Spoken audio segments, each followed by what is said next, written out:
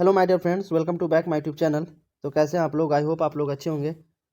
आज हम लोग इस वीडियो में झारखंड जीके का फुल लेंथ मॉक टेस्ट करने वाले हैं। इससे पहले जो है 4 झारखंड जीके का फुल मॉक टेस्ट किया जा चुका है। अगर आप नहीं देखे तो ये वीडियो जाके देख सकते हैं।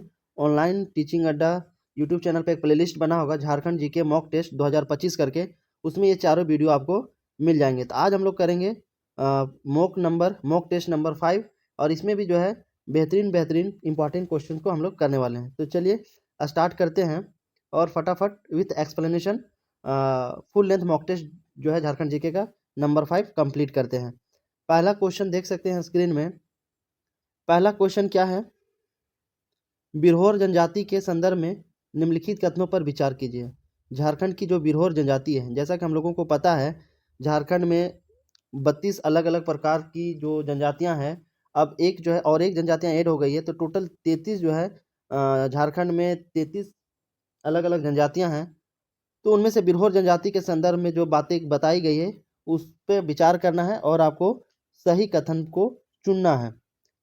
तो पहला दिया गया है, इस जनजाति के युवा गिरी को गतियोरा या गीतिजोरी या टंडा कहा जाता है। ये बात तो बिल्कुल सत्य है कि बिरहोर जनजाति के युवा गिरी जो होता है उसको गतियोरा भी कहा जाता है, या फिर गीतिजोरी भी कहा जाता है, या फिर टंडा के नाम से भी जाना जाता है। तो पहला कथन बिल्कुल राइट है। दूसरा देखते हैं, इस जनजाति में सदर बापला सर्वश्रेष्ठ विवाह पद्धति है। बिरहोर जनजाति में बापला विवाह जो है ये सर्वश्रेष्ठ विवाह है। तो बापला जो विवाह होता है ये माँ बाप के द्वारा तय किया जाता है। ठीक है, ये भी जो है बिरहोर जनजाति के संदर्भ में बिल्कुल सत्य है बातें हैं। बिरहोर जनजाति के प्रमुख देवी देवता सिंह बोंगा है। यानी तीनों जो कथन दिए गए हैं राइट है। बिरहोर जनजाति के प्रमुख देवी देवता जो है वो सिंह बोंगा है। तो इसका जो राइट आंसर होगा ऑप्शन नंबर डी होगा, क्योंकि ऑप्शन नंबर डी में ही जो है तीनों कथन दिए गए हैं। तो ऊपर के तीनों कथन फर्स्ट, सेकेंड और थर्ड बिरहोर जनजाति के कॉन्टेक्स्ट में संदर्भ में बिल्कुल सत्य कथन बताई गई है। आइए आगे बात करते हैं। अगला प्रश्न क्या है देख सकते हैं स्क्रीन में। अगला प्रश्न है, हातू पंचायत की बैठक प्रायः किस दिन होता है? तो हातू पंचायत की जो बैठक होती है वो बृहस्पतिवार को होती है। तो ऑप्शन नंबर सी जो होगा राइट आंसर होगा बृहस्पतिवार। हातू पंचायत की जो बैठक होती है वो बृहस्पतिवार के दिन होती है। क्वेश्चन नंबर थर्ड क्या पूछा गया है? पढ़ा पंच द्वारा प्रत्येक गांव के पंच को पहचान के लिए क्या बांटती है और बांटते समय क्या चेतावनी दी जाती है? ये जो प्रश्न है पढ़ा पंच से संबंधित है और पूछा गया है कि पढ़ा पंच द्वारा प्रत्येक गांव के पंच को पहचान के लिए क्या बांटती है और बांटते समय चेतावनी भी दी जाती है, वार्निंग भी दी जाती है। 4 ऑप्शन दिए गए हैं। पहला ऑप्शन देखिए क्या दिया गया है, पढ़ा पंच द्वारा प्रत्येक गांव के पंच को झंडे का चिन्ह और झंडे का रंग बांटती है। ये बात बिल्कुल सत्य कथन है। पढ़ा पंच द्वारा जो है प्रत्येक गांव को जो है पंच को जो है झंडे का चिन्ह और झंडे का रंग बांटती है। दूसरा कथन, गांव पंच आवंटित चिन्ह और रंग का ही व्यवहार करें। दूसरा भी कथन बिल्कुल सत्य है। तीसरा देखते हैं, पढ़ा पंच द्वारा आवंटित चिन्ह और रंग का प्रत्येक गांव पंच के लोग सम्मान करते हैं। पढ़ा पंच द्वारा जो बांटा हुआ चिन्ह और रंग होता है झंडे का, वो प्रत्येक गांव के जो पंच होते हैं उसको सम्मान करना होता है। तो तीनों कथन जो दिया गया है ए, बी और सी, तीनों कथन उपरोक्त में से सही है। तो फाइनली इस प्रश्न का जो राइट आंसर होगा ऑप्शन नंबर डी, उपरोक्त में से सभी कथन जो है राइट है।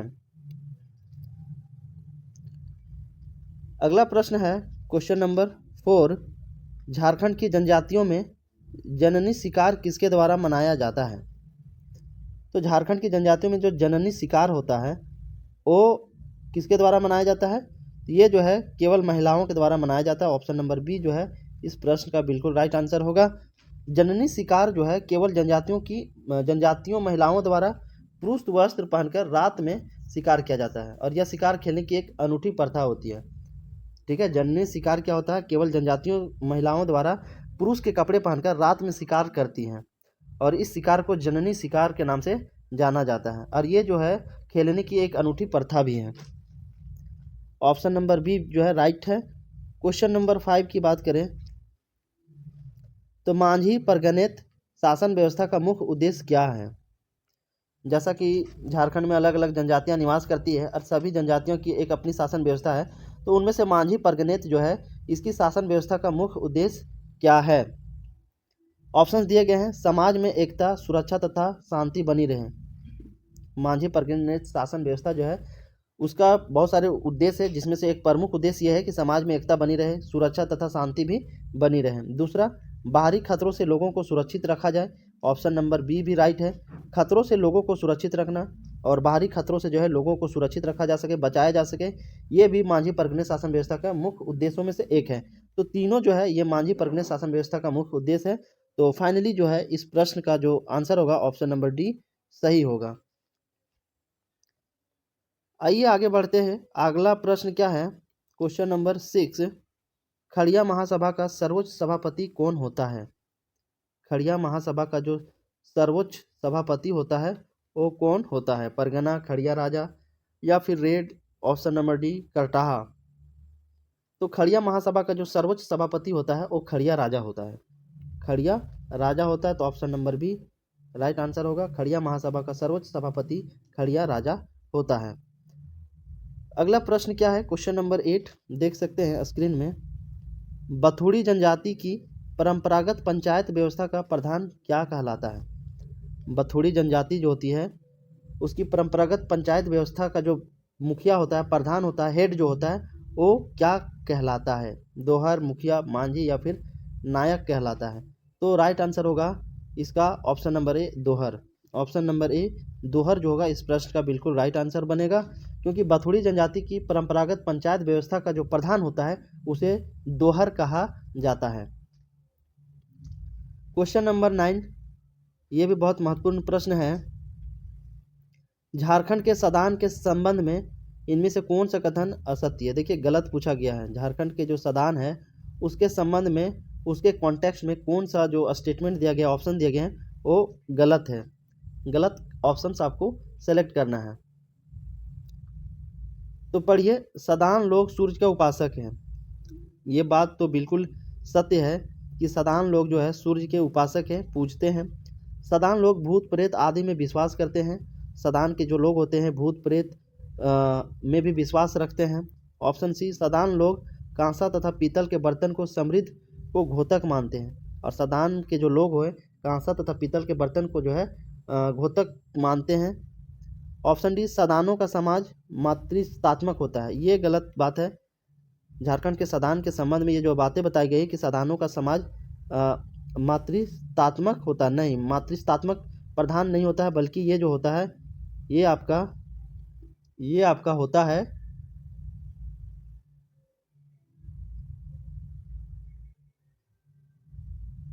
ये होता है पुरुषात्मक, है ना।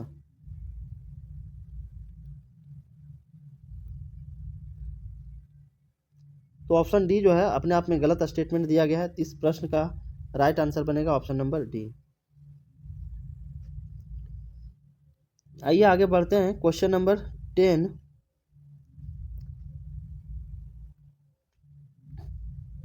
गांधी जी का टाना भगतों से संपर्क किस आंदोलन के दौरान हुआ था?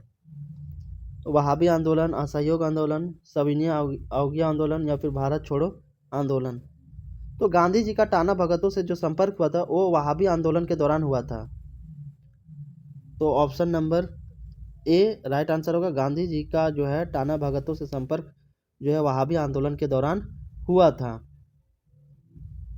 और झारखंड में जो वहाबी आंदोलन का जो प्रसारक था, जिसको दायित्व दिया गया था, वो शाह मोहम्मद हुसैन को सौंपा गया था।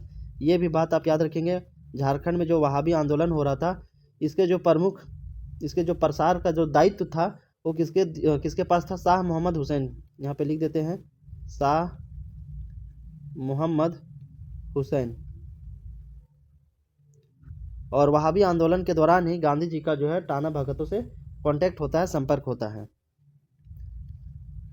आगे बढ़ते हैं क्वेश्चन नंबर 11 की ओर। क्वेश्चन क्या है? इनमें से किस संगठन द्वारा पृथक छोटा नागपुर राज्य के निर्माण के लिए 1929 ईस्वी में साइमन कमीशन को आभार पत्र दिया गया? छोटा नागपुर उन्नति समाज। ऑप्शन नंबर ए जो होगा राइट आंसर होगा छोटा नागपुर उन्नति समाज जो था, इसी के द्वारा, यही संगठन के द्वारा छोटा नागपुर राज्य के निर्माण के लिए 1929 में साइमन कमीशन को एक पत्र लिखा जाता है, जिसमें एक जो है अपनी राज्य की मांग किया जाता है, छोटा नागपुर राज्य की मांग की जाती है। तो छोटा नागपुर उन्नति समाज जो है इसका राइट आंसर होगा।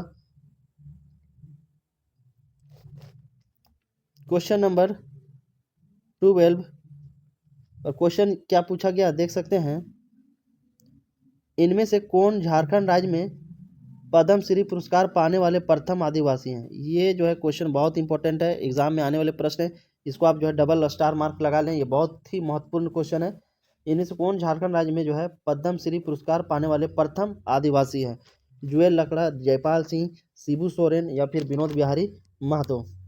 तो जुएल लकड़ा का जन्म जो होता मुरु गांव रांची में हुआ था, और इन्हीं को जो है अक्टूबर 1947 में पहले प्रथम आदिवासी व्यक्ति थे जिन्होंने पद्मश्री पुरस्कार प्राप्त किया था। तो इसका राइट आंसर कौन सा होगा? ऑप्शन नंबर ए, जुएल लकड़ा। जुएल लकड़ा जो है इस प्रश्न का बिल्कुल राइट आंसर होगा। जुएल लकड़ा का जो जन्म हुआ था, ये हुआ था मुरगू गांव रांची जिले में जो पड़ती है वहीं पे हुआ था, और अक्टूबर 1947 में, ये बात आप याद रखेंगे, अक्टूबर 1947 में जो है इन्हें पद्मश्री पुरस्कार दिया जाता है, और ये पद्मश्री पुरस्कार पाने वाले प्रथम झारखंड के आदिवासी हैं।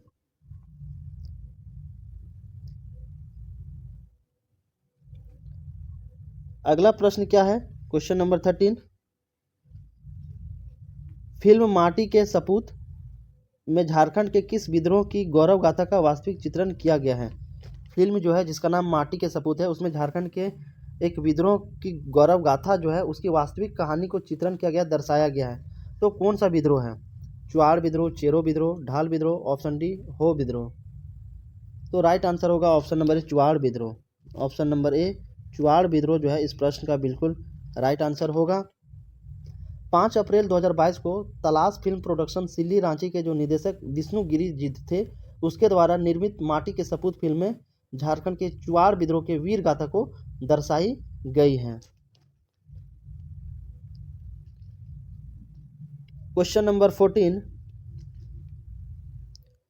30 नवंबर 1897 ईस्वी को विक्टोरिया के हीरक जयंती के अवसर पर किसे जेल में छोड़ दिया गया था? बिरसा मुंडा, सुगना मुंडा या फिर बुद्धू मुंडा? ऑप्शन डी, कोंता मुंडा? तो राइट आंसर होगा Birsa Munda.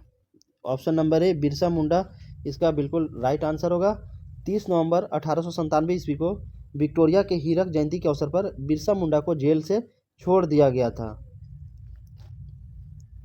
Question number 15, question क्या पूछा गया है? हुल झारखंड पार्टी का विभाजन किस वर्ष किया गया था? हुल झारखंड पार्टी जो है उसका विभाजन कौन सा साल में हुआ था? तो 1970 ईस्वी में हुआ था, याद रखेंगे। 1970 ईस्वी में हुल झारखंड पार्टी का विभाजन हुआ था, और इस पार्टी का जो गठन हुआ था 28 दिसंबर 1968 में हुआ था। ये भी बात आप याद रखेंगे। सबसे पहले आप ये याद रखें, हुल झारखंड पार्टी जो है, इस पार्टी का जो गठन हुआ था, इस पार्टी का जो गठन हुआ था वो हुआ था आपका 28 दिसंबर 1968 को हुआ था। फिर इस पार्टी का विभाजन होता है, कब होता है? 1970 में विभाजन हो जाता है। और ये जो हुल झारखंड पार्टी है, ये किसके द्वारा बनाया गया था? तो ये जो है 28 दिसंबर 1968 को जेरिटन रिचर्ड के द्वारा बनाया गया था। यहाँ पे लिख देते हैं जेरिटन रिचर्ड, ये भी महत्वपूर्ण नाम है, याद रखेंगे। जेरिटन रिचर्ड के द्वारा 28 दिसंबर 1968 ईस्वी को हुल झारखंड पार्टी का गठन किया गया था। फिर बाद में 1970 ईस्वी को इस पार्टी का विभाजन हो जाता है। तो ऑप्शन नंबर बी जो है इस प्रश्न का बिल्कुल राइट आंसर होगा। क्वेश्चन नंबर 16 की बात किया जाए, 16 क्या पूछा गया है? रांची स्थित एचईसी ने ड्रोन निर्माण के लिए किस कंपनी के साथ करार किया है? तो ये जो है कोवेक लिमिटेड के द्वारा करार किया गया है। ऑप्शन नंबर ए राइट आंसर होगा, कोवेक लिमिटेड। ठीक है, कोवेक लिमिटेड जो है इस प्रश्न का बिल्कुल राइट आंसर होगा। अगला प्रश्न क्या है? आपको सही मिलान करना है।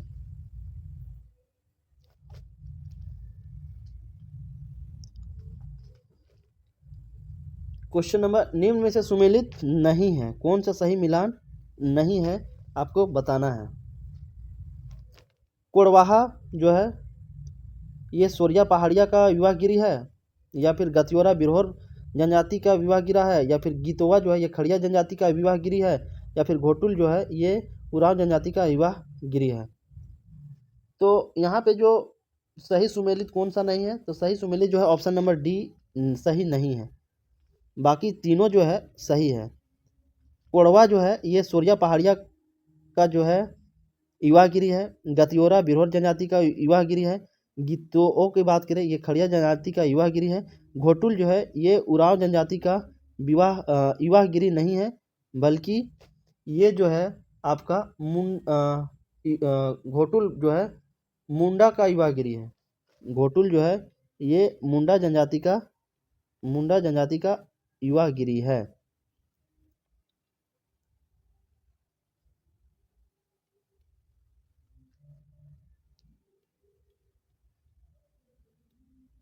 ठीक है, तो ऑप्शन नंबर डी ही राइट आंसर होगा, क्योंकि यहाँ पे पूछा था कौन सा गलत नहीं है।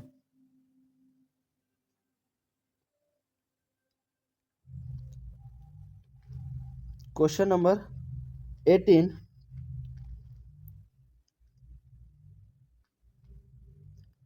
बेगा जनजाति किस प्रजातीय समूह से है? बेगा जनजाति ये किस प्रजातीय समूह से है? मंगलोइड, द्रविड़, निरगोटो, या फिर इनमें से कोई नहीं। तो बेगा जनजाति का जो संबंध है वो द्रविड़ यानी प्रोटो ऑस्ट्रेलियाइड प्रजातीय समूह के अंतर्गत आता है, और ये जो है मुख्य रूप से पलामू, गढ़वा, रांची, लातेहार, हजारीबाग ये सारे जिलों में निवास करते हैं। तो बेगा जनजाति का जो संबंध है वो प्रोटो ऑस्ट्रेलियाइड यानी द्रविड़ प्रजातीय समूह से है। तो option number B right answer होगा, याद रखेंगे। बेगा जनजाति जो है ये द्रविड़ प्रजातीय समूह से संबंध रखती है। क्वेश्चन नंबर 19, राजस्व ग्राम के अंतर्गत पंजीकृत मतदाताओं से मिलकर बनने वाली निकाय को क्या कहा जाता है? तो ग्राम सभा कहा जाता है। ऑप्शन नंबर ए ग्राम सभा कहा जाता है, याद रखेंगे। क्वेश्चन नंबर 20, झारखंड में पुलिस मैनुअल किस वर्ष लागू हुआ था? ये भी बहुत महत्वपूर्ण प्रश्न है, याद रखेंगे, इसको स्टार मार्क कर लेंगे। झारखंड में पुलिस मैनुअल जो है किस वर्ष लागू किया गया था? तो ये जो है 1861 ईस्वी में झारखंड में पुलिस मैनुअल को लागू किया गया था। तो ऑप्शन नंबर जो सी है 1861 यही सही आंसर होगा। झारखंड में पुलिस मैनुअल जो है 1861 ईस्वी में लागू हुआ था। क्वेश्चन नंबर 21, संथाल दशहरा पर्व पर बांधना आदि गीतों के साथ कौन सा वाद्य यंत्र का प्रयोग किया जाता है? बेसिकली वाद्य यंत्र का नाम बताना है जिसे संथाल जनजाति के लोग दशहरा पर्व पर बांधना आदि गीतों के साथ बजाने का काम करते हैं। तो संथाल दशहरा पर्व पर जो है बांधना आदि गीतों के साथ टुइला वाद्य यंत्र का प्रयोग किया जाता है, याद रखेंगे, टुइला वाद्य यंत्र। तो ऑप्शन नंबर बी टुइला वाद्य यंत्र इस प्रश्न का बिल्कुल राइट आंसर होगा। संथाल जो जनजाति है दशहरा पर्व पर बांधना जो कि एक गीत है इसके साथ साथ टुइला वाद्य यंत्र का प्रयोग किया जाता है। क्वेश्चन नंबर 22 क्या पूछा गया है? इनमें से कौन सा कथन सही है? ठीक है, आपको कथन सही बताना है। पहला कथन दिया गया है, पाइका झारखंड का एक पारंपरिक लोक नृत्य है और यह पुरुष प्रधान नृत्य है। पहला जो कथन दिया गया है ये अपने आप में बिल्कुल सत्य कथन है। पाइका जो है, पाइका की बात करें तो पाइका झारखंड का एक पारंपरिक लोक नृत्य है, डांस है, और यह पुरुष प्रधान नृत्य है। इसमें जो है पुरुष लोग डांस करते हैं। पाइका जो कि झारखंड का एक पारंपरिक लोक नृत्य है और इसमें जो है पुरुष लोग डांस करते हैं, महिला लोग इसमें पार्टिसिपेट नहीं करती हैं। दूसरा, डाहार नृत्य को लांगड़े नृत्य भी कहा जाता है। दूसरा जो बताया गया ऑप्शन कि डाहार नृत्य जो है डाहार डांस को लांगड़े डांस भी कहा जाता है। दोनों कथन बिल्कुल राइट है, दोनों कथन क्या है सही दिए गए हैं। तो ऑप्शन नंबर सी फर्स्ट और सेकंड दोनों कथन बिल्कुल सत्य है। क्वेश्चन नंबर 23 की बात करते हैं। जदुर, गेना और जदुर, कर्मा, जरगा जतरा तथा जपी किस भाषा के लोकगीत हैं? ये सारे जो नाम आपको दिख रहे हैं ये सारे जो है लोकगीत है। तो पूछा जा रहा है किस भाषा के लोकगीत है, तो ये जो है मुंडारी भाषा के लोकगीत हैं। जदूर, गेना और जदूर, कर्मा, जरगा, जतरा, ये सारे जो लोकगीत है ये सारे मुंडारी भाषा के लोकगीत हैं। मुंडारी भाषा के लोकगीत है, आप याद रखेंगे। क्वेश्चन नंबर 24, इनमें से सही विकल्प चुनें। सही ऑप्शन कौन सा दिया गया है वो चुनना है। पहला दिया गया है जदुर नृत्य को नीर सुसंको भी कहा जाता है। ये बात बिल्कुल राइट है। जो जदुर डांस है, जदुर नृत्य है, उसको नीर सुसंको भी कहा जाता है। दूसरा, इसका प्रदर्शन उरांव जनजाति द्वारा किया जाता है। जदुर नृत्य जो है जिसको नीर सुसंको भी कहा जाता है, और ये जदुर नृत्य जो है उरांव जनजाति के द्वारा प्रदर्शन किया जाता है, ये भी बात सत्य है। तो दोनों सही है, पहला और दूसरा ए और बी ऑप्शन जो है दोनों सही है। इसलिए इस प्रश्न का जो राइट आंसर बनेगा option number C finally answer बनेगा। क्वेश्चन नंबर 25, गणतंत्र दिवस मेला, निमझर का मेला, बिस्वा मेला का आयोजन किस जिले में होता है? मेला से संबंधित जो है क्वेश्चन झारखंड के कॉम्पिटिटिव एग्जाम में पूछा ही जाता है। तो गणतंत्र दिवस मेला, निमझर का मेला, बिस्वा मेला, ये सारे जो मेला का आयोजन किया जाता है वो झारखंड के किस जिले में किया जाता है? तो गोड्डा जिले में किया जाता है। झारखंड का एक ऐसा जिला जिसका नाम गोड्डा जिला है, ठीक है, गोड्डा नाम है। तो गोड्डा जिला में गणतंत्र दिवस मेला, निमझर का मेला, बिस्वा मेला का आयोजन मुख्य रूप से किया जाता है। क्वेश्चन नंबर 26 क्या पूछा गया है देख सकते हैं। झारखंड में शिक्षा के विकास में किसकी महत्वपूर्ण भूमिका रही है? झारखंड में जो शिक्षा का विकास हो पाया है उसमें किसकी महत्वपूर्ण भूमिका अब तक रही है? ईसाई मिशनरियों का, जैनियों का, सिखों का, या फिर ऑप्शन डी इनमें से कोई नहीं? तो ईसाई मिशनरियों का। याद रखेंगे, झारखंड में शिक्षा का जो विकास हुआ है तो ईसाई मिशनरियों का महत्वपूर्ण भूमिका रही है। तो ऑप्शन नंबर ए जो होगा इसका बिल्कुल सत्य आंसर होगा। अगला प्रश्न है क्वेश्चन नंबर 27, इन कथनों पर विचार कीजिए और दिए गए सारे कथन में से कौन सा कथन सत्य है आपको ये सेलेक्ट करके बताना है। तो एक एक करके सारे ऑप्शंस को पढ़िए और सेलेक्ट कीजिए कौन सा ऑप्शन सही है। पहला दिया गया है ऑप्शन, नीलांबर पीताम्बर विश्वविद्यालय का मुख्यालय मेदिनीनगर, जो कि अब पलामू हो गया, तो पलामू में स्थित। हाँ, ये बात तो सत्य है। नीलांबर पीताम्बर यूनिवर्सिटी जो है इसका हेड क्वार्टर मुख्यालय जो है वो पलामू में है। दूसरा,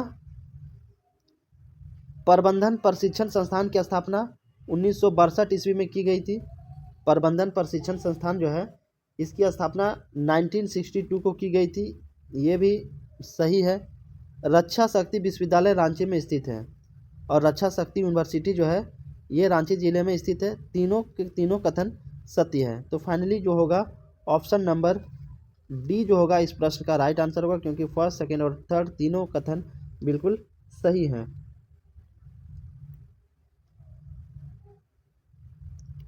क्वेश्चन नंबर 28, सीमा सुरक्षा बल प्रशिक्षण केंद्र एवं स्कूल कहाँ पर अवस्थित है?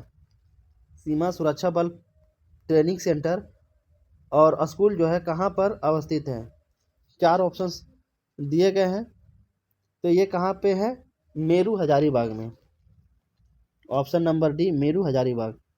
सीमा सुरक्षा बल प्रशिक्षण जो होता है, पुलिस लोगों का जो ट्रेनिंग होता है वो हजारीबाग में होता है, मेरू में। क्वेश्चन नंबर 29, कांति साहित्य साधन करके कांति इतिहास में अपना नाम अमर करने वाले साहित्यकार सखाराम गणेश देवस्कर का जन्म झारखंड के किस जिले में हुआ था? ये भी बहुत महत्वपूर्ण प्रश्न है, एग्जाम में आने वाले प्रश्न है। तो साहित्यकार सखाराम गणेश देवस्कर का जन्म जो है 17 दिसंबर 1869 ईस्वी को देवघर के पास एक गांव है जिसका नाम है करो, ठीक है, यही गांव में इनका जन्म होता है। तो ये भी बात आप याद रखेंगे, ठीक है। सखाराम गणेश देवस्कर जी जो हैं इनका जन्म दिसंबर 1869 ईस्वी को होता है। और कहाँ पे होता है? तो ये जो है आपके देवघर के पास करो नामक गांव है, वहीं पे होता है। करो गांव है ना, करो नामक गांव। और ये कहाँ पे है? ये जो है देवघर जिले में है। तो ऑप्शन नंबर डी सत्य होगा। ऑप्शन नंबर डी इस प्रश्न का बिल्कुल राइट आंसर है। क्वेश्चन नंबर 30, तिलकेर मुकदमा के रचनाकार कौन है? तो तिलकेर मुकदमा के जो रचनाकार हैं वो सखाराम गणेश देवस्कर हैं। Option number C, Sakharam Ganesh Deoskar ji जो हैं, जिनका जन्म देवघर जिले में हुआ है, ये तिलकेर मुकदमा के रचनाकार हैं। क्वेश्चन नंबर 31, बजीरा, पानी पीता, संझावती, बजिका वरे, रामायण विचार, केवट उदास, डी कथा की रचनाकार कौन है? तो इसके जो रचनाकार है वो है मांझी रामदास टुडू। याद रखेंगे, बजीरा, पानी पीता, संझावती, बजिका वरे, रामायण विचार, केवट उदास, डी कथा के जो रचनाकार हैं वो मांझी रामदास टुडू जी हैं। क्वेश्चन नंबर 32, भाग्यवती देवी क्षत्रिय द्वारा संपादित मासिक पत्रिका जिसका नाम है वनिता हितैषी, रांची से निकलना शुरू हुआ था, तो कौन सा वर्ष में निकलना शुरू हुआ था? भाग्यवती देवी क्षत्रिय द्वारा संपादित जो पत्रिका है जिसका नाम है वनिता हितैषी, ये जो है रांची से निकलना शुरू हुआ था। तो कौन सा वर्ष था जिस साल में ये रांची से निकलना शुरू हुआ था? तो ये जो है 1892 से निकलना स्टार्ट हुआ था। Option number B 1892। Question number 33, Radha Krishna किस उपन्यास से हास्य व्यंग रचनाएं लिखते थे? तो option number B Ghosh Banerjee Chatterjee. इस प्रश्न का जो राइट आंसर होगा option number B Ghosh Banerjee Chatterjee. Question number 34, Santhal Pargana काश्तकारी अधिनियम 1949 के धारा 57 के तहत आयुक्त द्वारा दिए गए आदेश के विरुद्ध अपील आदेश की तारीख से कितने दिनों के भीतर दी जा सकती है? तो 90 दिनों के भीतर जो है आदेश के विरुद्ध संथाल परगना काश्तकारी एक्ट जो है इसके तहत जो है आदेश के विरुद्ध अपील की जा सकती है। तो 90 दिनों के अंदर, ऑप्शन नंबर ए 90 दिनों के अंदर जो है आदेश के विरुद्ध अपील आदेश जारी किया जा सकता है, दिया जा सकता है। ऑप्शन नंबर ए 90 दिन। क्वेश्चन नंबर 35, वह भूमि जो दिवालिया होने की स्थिति में हो तथा उन्हें सरकार द्वारा ले लिया गया हो तथा उसका प्रबंधन सरकार द्वारा किया जाता हो, तो उस भूमि को क्या कहा जाता है? तो उस भूमि को जो है एनकम्बर्ड एस्टेट कहा जाता है। एनकम्बर्ड एस्टेट कहा जाता है। याद रखेंगे, ऐसी भूमि जो दिवालिया होने की स्थिति में हो और उसका जो है सरकार द्वारा ले लिया गया हो और उसका प्रबंधन सरकार द्वारा किया जाता हो, तो ऐसी भूमि को एनकम्बर्ड एस्टेट कहलाता है। क्वेश्चन नंबर 36,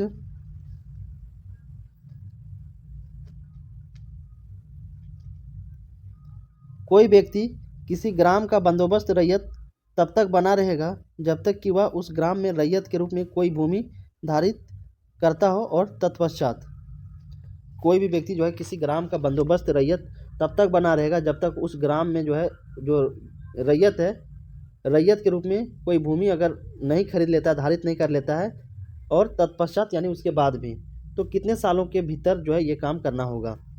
तो ये है 3 वर्षों तक। अगर कोई व्यक्ति किसी ग्राम का बंदोबस्त रैयत 3 वर्षों तक बना रहेगा जब तक कि वह उस ग्राम में रैयत के रूप में कोई भूमि धारित नहीं कर लेता है। तो ऑप्शन नंबर ए जो होगा राइट आंसर होगा 3 वर्षों तक।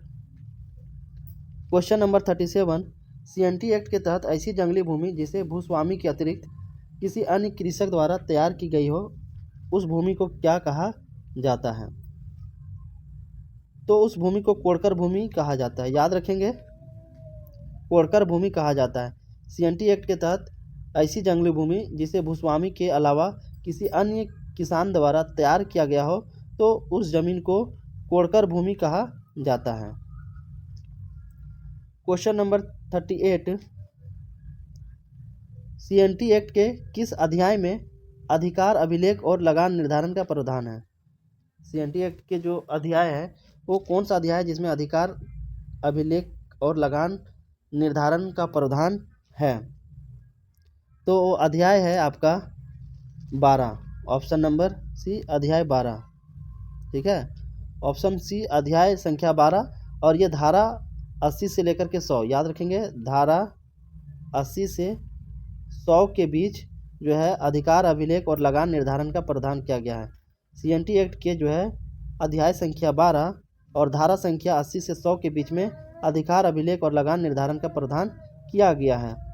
क्वेश्चन नंबर 39, संथाल परगना भूधारण अधिनियम 1949 के अधीन यदि अपीलीय आदेश उपायुक्त अथवा उप सामर्ता ने दिया हो तो अपील की जाएगी।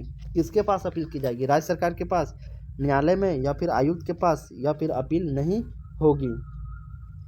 तो राइट आंसर होगा इसका आयुक्त के पास। याद रखेंगे ऑप्शन नंबर सी, आयुक्त के पास जो है अपील की जाएगी। क्वेश्चन नंबर 40, संथाल परगना काश्तकारी अधिनियम 1949 की धारा 33 के अंतर्गत कोई भी बंजर भूमि का बंदोबस्ती रद्द करने के योग्य है अगर उसमें डैश वर्ष तक कृषि ना किया गया हो। ये बहुत महत्वपूर्ण क्वेश्चन है, पिछले JPSC में पूछा गया था कि संथाल परगना काश्तकारी अधिनियम 1949 की जो धारा 33 है उसके अंतर्गत कोई भी जो बंजर भूमि है जिसपे कोई खेती बाड़ी नहीं हो रही है तो बंजर भूमि का जो बंदोबस्ती है उसको रद्द किया जा सकता है अगर उसमें जो है उसमें 5 साल तक खेती ना किया गया हो। 5 साल तक अगर खेती नहीं किया गया हो तो उस ज़मीन की जो बंदोबस्ती होगी उसको रद्द किया जा सकता है। तो ऑप्शन नंबर सी जो होगा इस प्रश्न का बिल्कुल राइट आंसर होगा। इस तरीके से झारखंड जीके के जो मॉक टेस्ट 5 था उसमें हम लोगों ने 40 इंपॉर्टेंट क्वेश्चंस को देखा। तो फिर हम लोग कल शाम 7:30 बजे मॉक टेस्ट संख्या 6 के साथ मिलते हैं। Thanks for watching. वीडियो को शेयर करेंगे, चैनल को सब्सक्राइब जरूर करेंगे।